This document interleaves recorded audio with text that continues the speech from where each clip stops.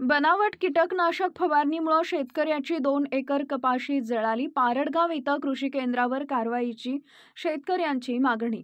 2 acre मधील उभी हिरवीगार कपाशीवर बनावट कीटकनाशक फवारल्यानं संपूर्ण कपाशी जळाल्यानं शेतकऱ्यांचं लाखो रुपयांचं नुकसान झालं आहे।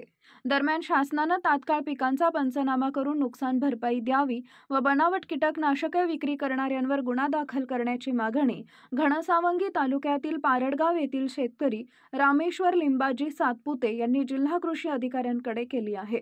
घनसावंगी तालुक्यातील पारडगाव येथील धरती कृषी केंद्रावरून शेतकरी रामेश्वर सातपुते यांनी 6 सप्टेंबर 2025 ला 2 एकर मध्ये लावलेल्या कपाशीवर फवारणीसाठी वेगवेगळ्या कंपनीची औषधं खरेदी केली होती।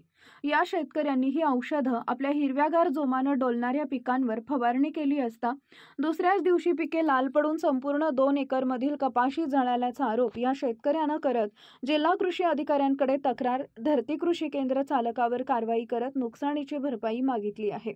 दरम्यान कृषी अधिकारी यांनी शेतातील कपाशी पिकाची पाहणी केली असून फवारणीचा सॅम्पल घेऊन तपासणीसाठी पाठवण्याचं आश्वासन दिलं। लिंबाजी सातपुते मी शेतकरी आहे। मला या कृषी पारडगावच्या दुकानदारांनी धरती कृषी सेवा केंद्र यांनी मला फसवण्यात आलं आहे। यांनी मला डुप्लिकेट औषध दिले आहे आणि माझ्या शेतामध्ये सगळा कापूस लाल झरीत पडला आणि जळून चालला आहे।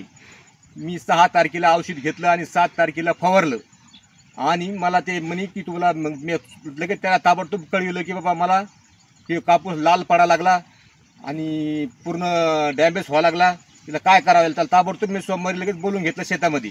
तो आला, त्यांना पाहिलं, ते मी काय नाही होत म्हणे, सुधरून जाईल म्हणे, ते अशी औषध आहे तसं औषध आहे असं म्हणून मला त्यांनी थाप दिली आणि मी तुम्हाला दुसरं औषध देतो आणि औषध दिल्यानंतर तुम्ही फवारणी करून घ्या म्हणे तुम्हाला मग कापूस सुधरेल म्हणे। मग मला त्यांनी 2 फवारण्याचं औषध दिलं, मी दोन्ही फवारण्या केल्या। असं करता करता हे 10-15 दिवस निघून गेले आणि म्हणे मग कंपनीवाले याला भरपाई देतो, असं करतो तसं करतो आणि त्यांना काही मग बादमध्ये देण्याची हे नाही केली। मला बादमध्ये तुम्हाला काय करायचं तर करा म्हणे असे मला त्याने शब्द वापरले। मग मी काल तक्रार केली, कृषी अधिकाऱ्याला केली, तहसीलदारला केली, पोलीस स्टेशनला केली की मला माझी भरपाई करण्यात यावी।